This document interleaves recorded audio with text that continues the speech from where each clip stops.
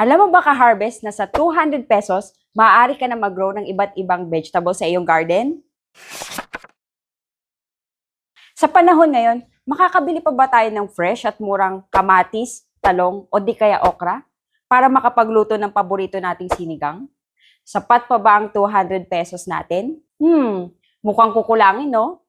Ang Seeds of Hope. Ang Seeds of Hope ay nag-o-offer ng quality seeds and abundant vegetable produce sa murang halaga.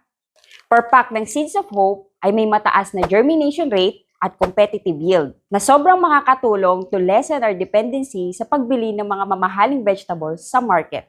Ang tanim tulad ng talong ay kayang magbigay ng tuloy-tuloy na produce hanggang 7 kilograms per plant.